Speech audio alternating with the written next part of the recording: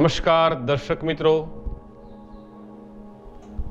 આવનારું 2026નું રાશિ ભવિષ્ય આજે આપણે વાત કરીશું મકર રાશિ, જેમના અક્ષર છે ખ અને જ। આ વર્ષ દરમિયાન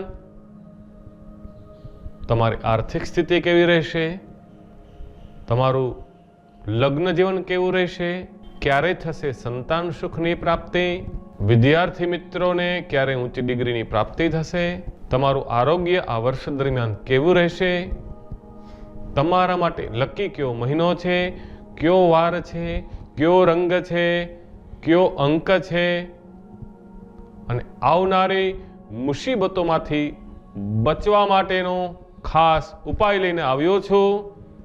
તો ખાસ પૂરો એપિસોડ આપ નિહાળશો, જેથી તમને તમારા ઉપાયની પણ ખબર પડે।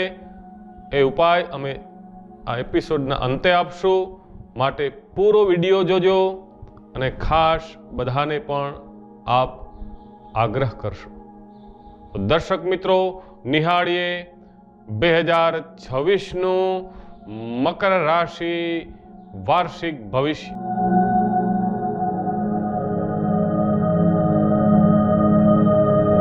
આ વર્ષે તમારા કર્મનું ફળ આપને અવશ્ય મળશે।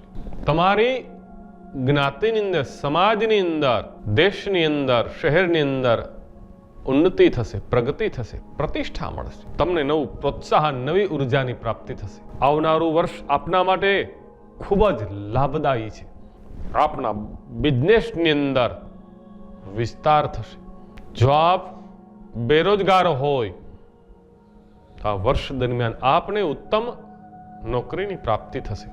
આપને નોકરી કરતા હોય તો આપને આપના બોસ દ્વારા સારું સન્માન મળશે, પ્રગતિ અને પ્રતિષ્ઠા મળશે, અનેક પ્રકારની સુવિધા અને સગવડતા આપને પ્રાપ્ત થશે। આ વર્ષ દરમિયાન જીવન સાથી તરફથી આપને જે મતભેદ થયા હતા તેમનું સમાધાન મળશે। અંગત મિત્રો પણ હવે આપના શત્રુ હોઈ શકે। જૂન મહિનાથી આપને આપના પાર્ટનર તરફથી પણ સારી ધન પ્રાપ્તિ થશે। સરકાર તરફથી, રાજ્ય તરફથી, કચેરી તરફથી આપને સહાયતા મળશે। જીવનમાં કરેલી નાની નાની બચત દ્વારા આપને મોટો લાભ થશે। હા, પરંતુ ઉતાવળથી કોઈ નિર્ણય લેવો નહીં, ખોટી લાલચમાં આપે ફસાવવું નહીં। જે કંઈ કાર્ય કરો તે સમજી વિચારીને કરશો, નહીતર આપના આ વર્ષના અનર્ગલ ખર્ચથી બીજા પાસે લોન પણ લેવી પડે છે, માટે ખાસ સંભાળ રાખવી। માંગલિક પ્રસંગો થશે અને પ્રસંગની જવાબદારી, પ્રસંગના ખર્ચો પણ આપણે આવશે। વધારાના ખર્ચથી બચવું જરૂરી છે। અનુભવી માણસોની સલાહ લઈ અને કોઈ પણ કાર્ય કરવાથી આપને સફળતા મળશે। વાત કરીશું આપણે આર્થિક ધનલાભની।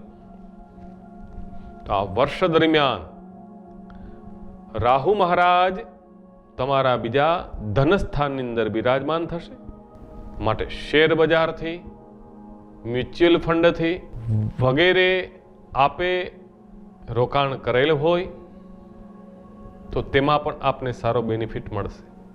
પરંતુ તેમની સાથે રાહુ મહારાજ ધનસ્થાનની અંદર હોય, આપની વાણીમાં કટુતા વાણી ન આવે, કઠોરતા ન આવે, તેમની આપે કાળજી રાખવી। આપણા વડીલોનું, આપના પરિવારનું આપણે સન્માન કરવું, નહીતર પરિવારથી અલગ થઈ શકો છો। ઘણા સમયથી આપ મિલકત લેવાનું વિચારી રહ્યા છો તો આપને માર્ચ એપ્રિલ મહિના દરમિયાન પ્રોપર્ટી લેવાનું પણ ઉત્તમ યોગ બને છે। ઘણા સમયથી નોકરીની અંદર આપ પરિવર્તન કરવાનું વિચારી રહ્યા છો, પરંતુ એ પરિવર્તન બને ત્યાં સુધી કરવાનું ટાળવું। નહીંતર ફરી નોકરી આવી મળવી તમને મુશ્કેલ છે.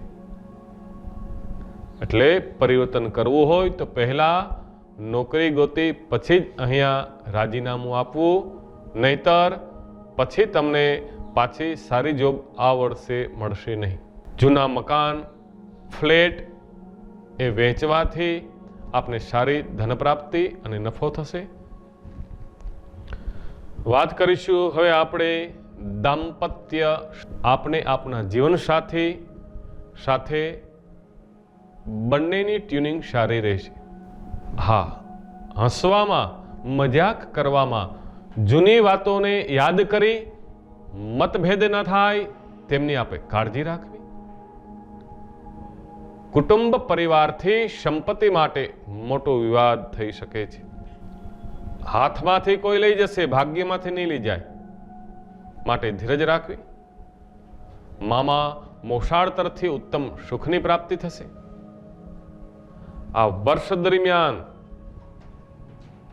નોટ કરી લેશો, વાહન ઓવરટેક કરવો નહીં, ઝડપી વાહન તમારે ચલાવવું નહીં, કામ વગર દોડધામ કરવી નહીં,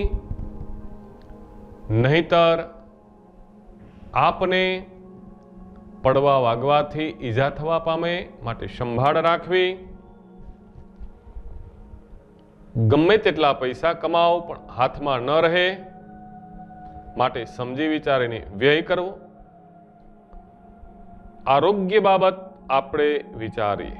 જે કંઈ આપની જૂની બીમારી હશે એ બીમારીમાં હવે આપને રાહત થશે. હવે આપના રોગ જડ મૂળમાંથી નાબૂદ થશે. ધીમે ધીમે હવે આપ પોઝિટિવ તરફ જઈ રહ્યા છો. અશક્યનું શક્ય થઈ જશે. સારામાં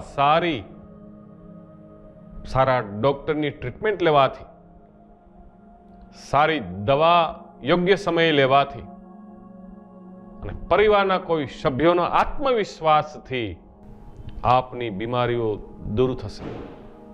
નાના પ્રવાસ માટે અનુકૂળ સમય રહેશે. આ સપ્તાહ દરમિયાન મામાની ઘરે જવાનો પણ યોગ બને છે. મામા મામી દ્વારા, ભાણેજ દ્વારા આપને આનંદની પ્રાપ્તિ થશે.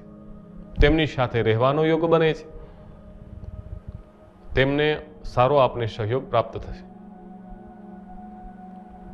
રહી વાત આપના શત્રુઓની, આ વર્ષ દરમિયાન શત્રુ બાબત જરા પણ ચિંતા કરવાની જરૂર નથી.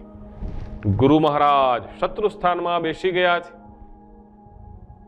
આપના શત્રુઓ હવે આપનો સારો વિચાર છે.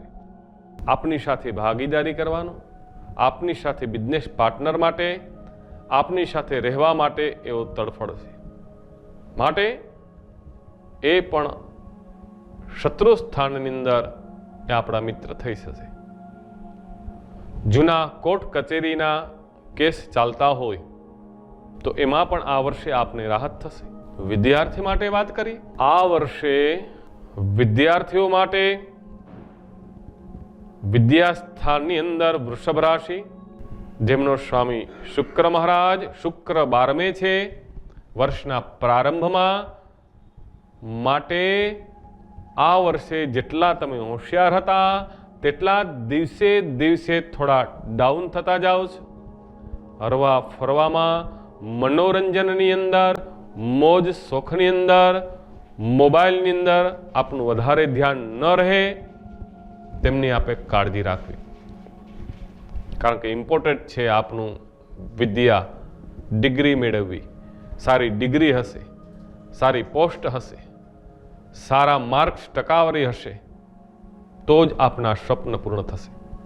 માટે જીવનમાં આગળ વધવું હોય તો અત્યારથી જ આ બધું છોડી દેશો. અભ્યાસમાં ધ્યાન દેવું આપના માટે જરૂરી છે. આપના વડીલોના માર્ગદર્શન દ્વારા આપ તેમાં સારી પ્રગતિ કરી શકશો. સાથોસાથ આપના પેરેન્ટ્સને પણ નમ્ર વિનંતી, આપ આપના બાળક પાસે સારી અપેક્ષા રાખતા હોય તો પ્રથમ આપે આદત છોડવી પડશે.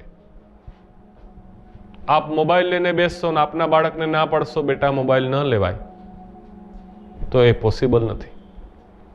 પહેલા તમે અમલમાં મૂકો, તમારા પાર્ટનર પતિ પત્નીને પણ કહો બાળકની સામે મોબાઈલ ન લે, તેનો ઉપયોગ ન કરે, તો તમારો બાળક પણ એ મોબાઈલને છોડશે. નહીતર એ લત છોડાવવી મુશ્કેલ થશે. ઓવરઓલ આ વર્ષ મકર રાશિ માટે શુભ અને અતિ ઉત્તમ છે. ત્રીજા પરાક્રમ ભવનમાં શનિ મહારાજ રહેશે. થોડું આપના ભાગ્યોદયમાં વિલંબ થશે, આપના કાર્યમાં થોડો વિલંબ થશે. તેમજ આ વર્ષ દરમિયાન અનેક ખર્ચાઓ આવશે, તો ખર્ચાઓથી આપે ડરવું નહીં, કારણ કે તેની સામે આપને આવક પણ સારી રહેશે. પરંતુ અનર્ગલ ખર્ચથી આપે ખાસ ધ્યાન રાખવું. તેમજ મોજ શોખ, હરવું ફરવું, આ બધું જ આ વર્ષ દરમિયાન આપને પ્રાપ્ત થશે. આપને આ વર્ષ દરમિયાન રહેવાની ઈચ્છા થાય. 8મા સ્થાનની અંદર કેતુ મહારાજ છે, માટે બુધવારનું વ્રત કરવાથી, બુધવારે એક ટાઈમ ભોજન કરવાથી, ગણપતિની ઉપાસના કરવાથી આપણું વર્ષ શુભ અને ઉત્તમ રહેશે. આપણા માટે નોટ કરી લેશો, શુભ મહિનો છે જાન્યુઆરી, માર્ચ, ઓગસ્ટ અને ડિસેમ્બર. સપ્તાહના 7 વારમાંથી આપના માટે લકી વાર છે સોમવાર, બુધવાર, શુક્રવાર અને શનિવાર. શુભ અંક લખી લેશો. આપના માટે 4, 6, 8 અને 9 અંક શુભ અને અતિ ઉત્તમ છે.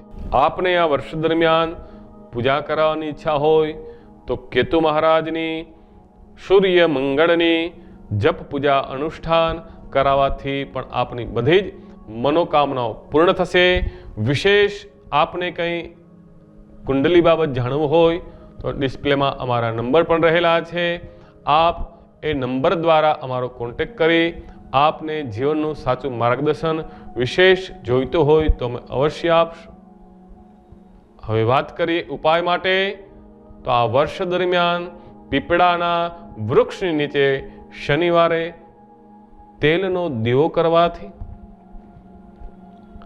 શનિ ચાલીસાનો પાઠ કરવાથી, હનુમાન ચાલીસાનો પાઠ કરવાથી, મંત્ર જાપ કરવા હોય તો ઓમ ખામ ખીમ ખૌમ શહ રીમ શનિશ્ચરાય નમઃ અથવા રીમ શનિશ્ચરાય નમઃ એ મંત્રનો જપ કરવાથી, જો આપને વધારે આપની માથે કર્જ થઈ ગયું હોય, વધારે બોજ થઈ ગયો હોય, તો એ ઋણમાંથી મુક્ત થવા માટે, લોન ચૂકતે કરવા માટે આ વર્ષ દરમિયાન શનિવારે કાળી વસ્તુનું દાન, સંક્રાંતિના દિવસે તલ, અડદ, લોખંડનું દાન કરવાથી, મંદિરે દર્શન કરવાથી આપની મનોકામનાઓ પૂર્ણ થશે.